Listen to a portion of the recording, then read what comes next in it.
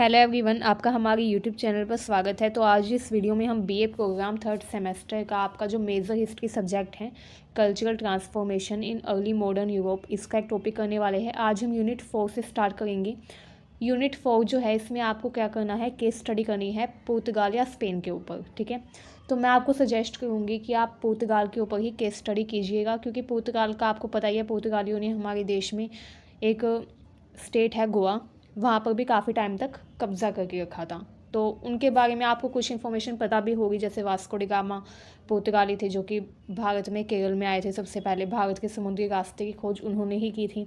ठीक है, तो आपको उनके बारे में काफ़ी कुछ पता भी होगा, कुछ जानकारी आपको होगी, कुछ जानकारी हम आपको दे देंगे। तो पुर्तगाल के ऊपर अगर आप केस स्टडी करेंगे तो ज़्यादा बेटर रहेगा, ठीक है, इन कंपेरिजन टू स्पेन।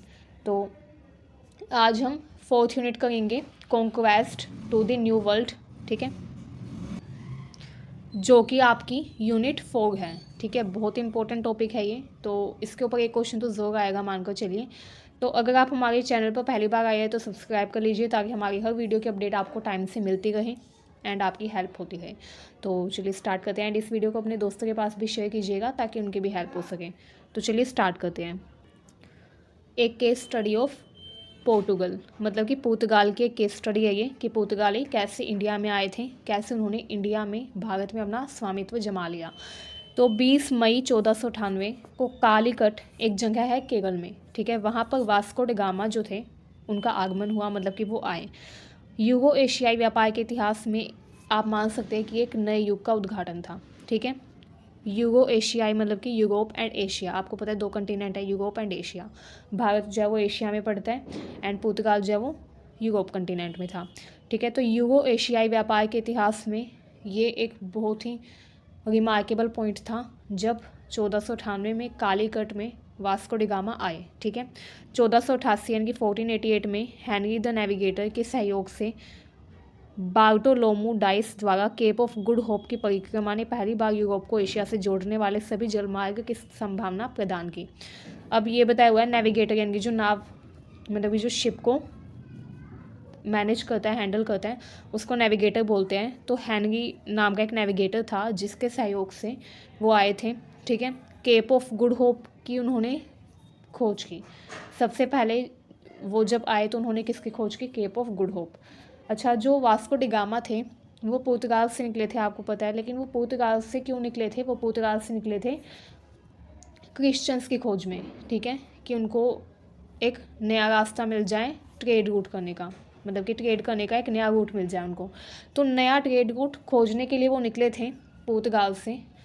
अब वो निकले थे क्रिश्चियंस की खोज में, क्योंकि उनको किससे ट्रेड करना था, क्रिश्चियन से ट्रेड करना था। ठीक है, लेकिन वो पहुंच कहाँ गए, वो पहुंच गए इंडिया में। ठीक है, गए थे खोज करने क्रिश्चियंस की एंड कर ली उन्होंने खोज भारत की। ठीक है, अब जब वो भारत के रास्ते पर आ गए थे, उनको पता नहीं था कि वो कौन से रास्ते पर जा रहे हैं। वो सीधा समुद्री रास्ते में उतरे अपनी शिप लेकर अपने नेविगेटर के साथ, एंड फिर उन्होंने सबसे पहले जो चीज़ देखी थी वो उन्होंने देखी केप ऑफ गुड होप। ठीक है, ये काफ़ी इंपॉर्टेंट जगह है, सबसे पहले वो यहाँ पर पहुँचे। ठीक है, केप ऑफ गुड होप जो है वो एक ऐसी जगह थी जो यूरोप एंड एशिया के बीच में पड़ती थी। ठीक है, तो ये काफ़ी एक तरीके से बोल सकते हैं मेमोरेबल जगह उनके लिए मानी जाती है, क्योंकि यूरोप एंड एशिया को जोड़ने वाले जितने भी जलमार्ग थे, इसकी संभावना उससे उनको प्राप्त हुई। कि अब उनको जब वो केप ऑफ गुड होप में पहुंच गए तो उनको ये लगा कि हाँ, अब उनको एशिया का रास्ता मिल जाएगा। ठीक है, उनको एक होप मिली कि अब वो पहुंच जाएंगे अपने डेस्टिनेशन पर, जहाँ पर वो जाना चाहते हैं। ठीक है, एंड वो जाना कहाँ पर चाहते थे, वो जाना चाहते थे जो वेस्टर्न एशियन कंट्रीज़ थी एंड क्रिश्चियंस जो थे उनके साथ ट्रेड करने के लिए नया रूट खोजना चाहते थे वो। तो जब वो केप ऑफ गुड होप में पहुँचे तो उनको लगा कि हाँ, अब संभावना है कि उनको अपना रास्ता, अपना डेस्टिनेशन मिल जाएगा। ठीक है, तो ये कब पहुँचे थे वो 1488 में। उसके बाद देखिए, चूँकि ये पुर्तगाली ही थे जिन्होंने केप रूट की खोज की थी, काफ़ी इंपॉर्टेंट है, पुर्तगाली जो थे उन्होंने he kept of good hope नाम की जगह की खोज की। ठीक है, भारत में आने का पुर्तगालियों का उद्देश्य क्या था, ईसाइयों व मसालों की तलाश करना। ठीक है, उनको क्या करना था, मसालों की तलाश करनी थी, क्योंकि पुर्तगाल में बहुत ज़्यादा ठंड पड़ती है एंड उस टाइम पर ठंड में खाना खाने के लिए उनका जो खाना होता था उसमें उनको मसाले डालने की ज़रूरत पड़ती थी। पहली बात तो ये, ताकि ठंड में वो बीमार ना हो जाए, क्योंकि मसाले जो है वो गर्म होते हैं। आपको पता है मसालों की जो प्रवृत्ति होती है वो गर्म होती है, ठीक है। तो क्योंकि वहाँ पर काफ़ी ज़्यादा ठंड थी, तो वो अपने खाने में मसाले डालकर ठंड से बच सकते थे। तो इसलिए उन्होंने मसालों की खोज में ही अपनी जगह से वो निकले, पुर्तगाल से निकले मसालों की खोज में। एंड उनका मेन मोटिव था मसालों के साथ साथ क्रिश्चियंस की भी खोज करना, ठीक है, कि कोई नई कंट्री की वो खोज कर पाए। लेकिन वो कहाँ पहुँच गए? भारत में पहुँच गए, ठीक है। जब वास्को ड गामा अपनी खोजों व कारनामों की खबर लेकर लिस्बन लौटा, लिस्बन पुर्तगाल की राजधानी है, ठीक है। जो वास्को डी गामा आए थे 1498 में, सबसे पहले भारत में आए, केरल में आए। वहाँ पर जब वो आए, लोगों से मिले, तो लोगों ने उनकी काफ़ी आवभगत की, ठीक है। एंड उन्होंने जब कहा कि उनको मसाले चाहिए, तो आपको पता ही है केरल जो है उसको मसालों का बगीचा कहा जाता है, भारत के मसालों का बगीचा, ठीक है। तो वहाँ पर बहुत मसाले थे, ठीक है। तो वहाँ के लोगों ने उनको बहुत सारे मसाले दिए। अब इतने सारे मसाले लेकर जब वो अपने कंट्री में वापस लौटे, तो राजा मैनुअल जो थे उन्होंने वेटिकन में कार्डिनल संरक्षक को एक पत्र लिखा। एंड उसमें उन्होंने कहा कि इथियोपिया, अरब, फारस और भारत के साथ नाविकों व व्यापार पर विजय प्राप्त करने वाले प्रभु, ठीक है। मतलब कि उन्होंने अपना डेजिग्नेशन क्या लिखा? प्रभु के रूप में उन्होंने अपने आप को डेजिग्नेटेड किया, क्योंकि वहाँ के जो राजा थे मैनुअल, लिस्बन के राजा, उनको काफ़ी प्राउड फील हुआ कि उन्होंने इथियोपिया, अरब, फारस तथा भारत ये सारे रूट खोज लिए हैं, ठीक है। क्योंकि उनसे पहले किसी ने भी वो रूट्स नहीं खोजे थे, ठीक है। उस टाइम पर किसी को भी नहीं पता था कि भारत भी कोई जगह है, ठीक है। तो सबसे पहले जो थे वास्को डी गामा आए थे। तो वास्को डी गामा जब आए केरल में, ख़ास तौर पे केरल के बारे में तो किसी को भी नहीं पता था कि केरल में, भारत में केरल है जहाँ पर इतने ज़्यादा अमाउंट में मसाले मिलते हैं, ठीक है। तो उनको काफ़ी प्राउड फील हुआ कि उन्होंने व्यापार पर विजय प्राप्त कर ली है।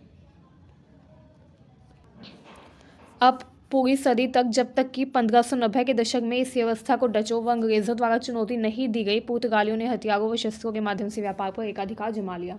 अब 1498 में वास्को डी गामा आए, उन्होंने देखा कि इतने ज़्यादा मसाले हैं यहाँ पर, इतने सारे प्राकृतिक संसाधन हैं, नेचुरल रिसोर्सेज हैं। तो वो लालच में आ गए। उन्होंने अपने राजा को बताया वापस वहाँ पर पुर्तगाल में जाकर। फिर वो दोबारा आए 1502 में, ठीक है। एंड जब वो दोबारा आए तो वो अकेले नहीं आए, उनके राजा भी साथ में आए, अपने गवर्नर को भेजा उनके राजा ने। एंड उन्होंने हथियारों तथा शस्त्रों के माध्यम से वहाँ पर अपना एकाधिकार जमा लिया, ठीक है। मोनोपोली इस्टेब्लिश कर ली कि यहाँ पर व्यापार हम करेंगे, व्यापार पर अपना एकाधिकार उन्होंने जमा लिया। पहले जब वास्को डी गामा आए थे तो लोगों ने खुशी खुशी उन्हें मसाले दिए, लेकिन जब वो दोबारा आए तो उन्होंने ज़बरदस्ती मसाले लिए वहाँ के लोगों से फ्री में, एंड अपनी कंट्री में भिजवा दिए। अपनी कंट्री में भिजवा कर उनको हाई रेट पर सेलिंग की, ठीक है। लेकिन फिर 1590 में डच और अंग्रेज़ आ गए, तो उन्होंने भी उनके जो व्यापार का एकाधिकार था उसको चुनौती दी, ठीक है। लेकिन तब तक उन्होंने बिना किसी डर के अच्छे से, आसानी से व्यापार किया। 16वीं शताब्दी के पहले 2 दशकों के दौरान उस चरण में तेज़ी से परिवर्तन हुआ जब पुर्तगालियों ने लाल सागर तथा भारत के पश्चिमी तट के बीच मुस्लिम शिपिंग व्यापार पर केवल व्यक्तिगत हमलों की योजना बनाई।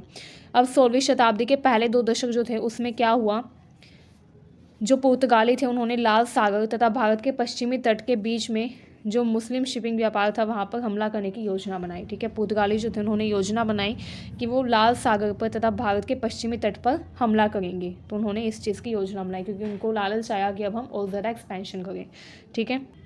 अब यहाँ पर देखिए सबसे इम्पोर्टेंट, 1502 में उन्होंने कालीकट के राजा जमोरिन पर हमला कर दिया। एंड हमला करके क्या किया, उसको शासन करने से हटा दिया, ठीक है। जमोरिन को हमला करके उसने शासक के पद से हटा दिया, मतलब कि हरा दिया।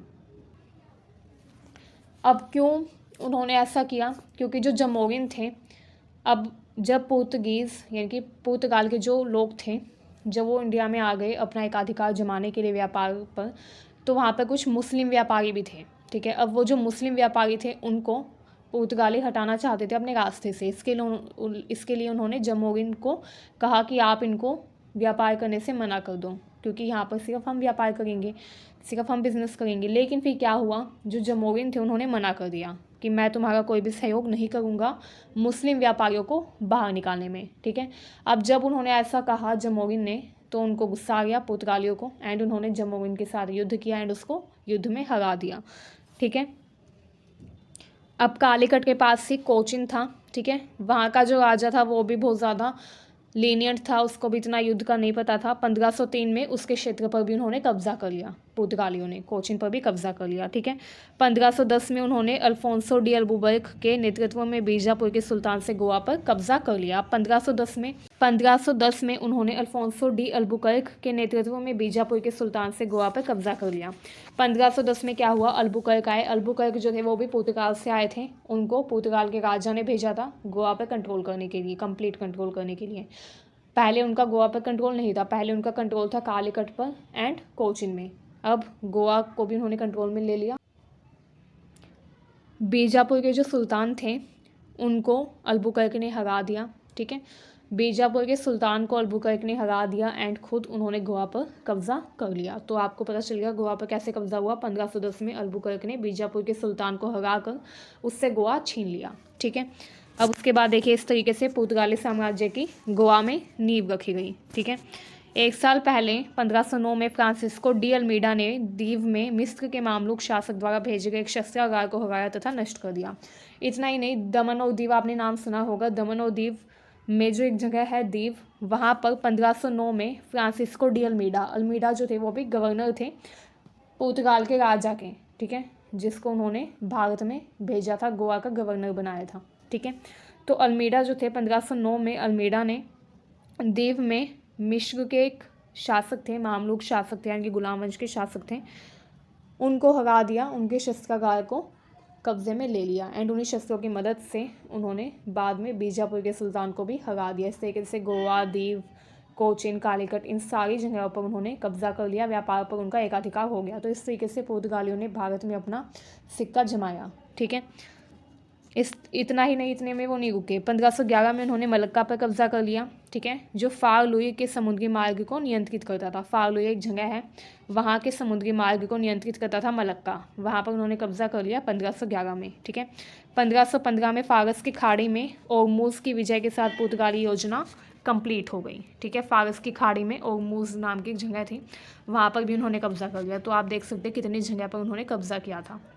एंड ये जो उन्होंने कंप्लीट समुद्री साम्राज्य अपना बनाया, इसको बाद में एस्टाडो द इंडिया का नाम दिया। किसका नाम दिया इसको उन्होंने? एस्टाडो द इंडिया का, ठीक है। अब जो भारतीय व्यापारी थे, शासक थे, उनके लिए ये एक सपने जैसा था कि बाहर का कोई व्यक्ति आया, हज़ारों मील दूर से, विदेश से एक व्यक्ति आया एंड उसने अपनी सत्ता जमा ली पूरी तरीके से। तो ये बिल्कुल सपने जैसा था भारतीयों के लिए। एंड भारत के शासक जो थे उनके लिए भी ये एक सपने के जैसा था। उन्होंने कभी नहीं सोचा था, भारत के जो लोग थे, भारत के जो शासक थे, व्यापारी थे, उन्होंने कभी ऐसा नहीं सोचा था कि उनको किसी ऐसी शाही योजना का सामना करना पड़ेगा जो उन्होंने कभी आज से पहले कभी देखी नहीं है, ठीक है। उन्होंने कभी नहीं सोचा था कि कोई बाहर का व्यक्ति आकर उन पर ऐसे शासन कर लेगा। अब यहाँ पर देखिए वो मेनली किस चीज़ का अपने देश में निर्यात कर रहे थे? काले मिर्च का तथा अन्य मसालों का, ठीक है। इसके अलावा एशियाई शक्तियों से संबंधित नौसैनिक बलों की अनुपस्थिति ने पुर्तगालियों की नीतियों को बहुत सहायता प्रदान की। आपको पता है एशिया एक कंटिनेंट है जहाँ पर इंडिया है, ठीक है। अब एशिया कंटिनेंट में नौसैनिक बल जो थे वो नहीं थे। भारत में कोई भी नौसैनिक बल या फिर नौसैनिक सेवा उस टाइम पर नहीं थी जो शासकों ने नियुक्त की हो, ठीक है। तो नौसेना की सिक्योरिटी ना होने की वजह से, नौसैनिक बलों की सुरक्षा पद्धति ना होने की वजह से क्या हुआ, पुर्तगाली जो थे उनको और भी ज़्यादा हेल्प मिली, क्योंकि उनको रोकने वाला फिर कोई नहीं था। अगर वहाँ पर नौसैनिक बलों की तैनाती की होती वहाँ के राजा ने, तो ऐसा आई थिंक कभी नहीं होता, ठीक है। अब देखिए पुर्तगालियों ने एशियाई व्यापारियों तथा उनके जहाज़ों से श्रद्धांजलियों की मांग की, तथा दूसरी ओर पुर्तगालियों ने यूरोप के साथ अपने सीधे व्यापार को ओवरलैंड कारवा मार्ग पर सुरक्षा प्राप्त करने के लिए तट से प्रभावित होने की अनुमति दी। अब यहाँ पर देखिए जो पुर्तगाली थे, क्योंकि उनका कंप्लीट कंट्रोल हो गया था वहाँ के समुद्री रास्ते पर, ठीक है, वहाँ का जो बंदरगाह था उस पर उन्होंने पूरी तरीके से कंट्रोल कर लिया था, कालीकट पर।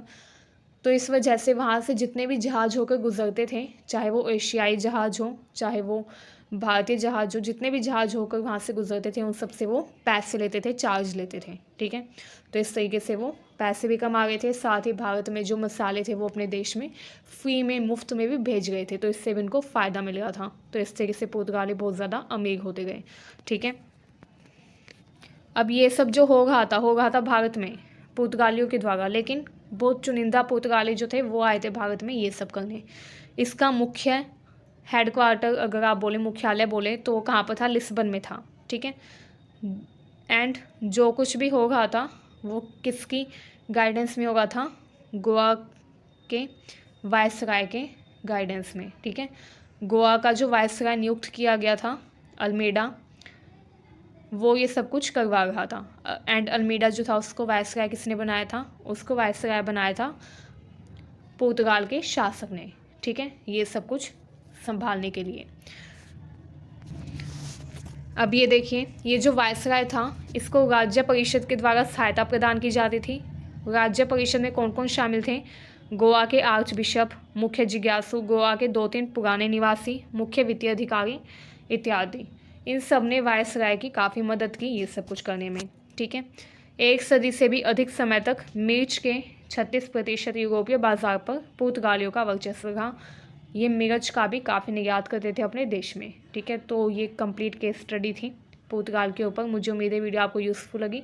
अगर आपकी वीडियो अच्छी लगी हो, यूज़फुल लगी हो, तो इस वीडियो को लाइक कीजिएगा एंड अपने सभी दोस्तों के पास शेयर भी कीजिएगा। एंड हमारे चैनल को अब तक आपने अगर सब्सक्राइब नहीं किया है तो कर लीजिए, ताकि ऐसी वीडियोज़ की अपडेट आपको टाइम से मिलती रहे। Thank you.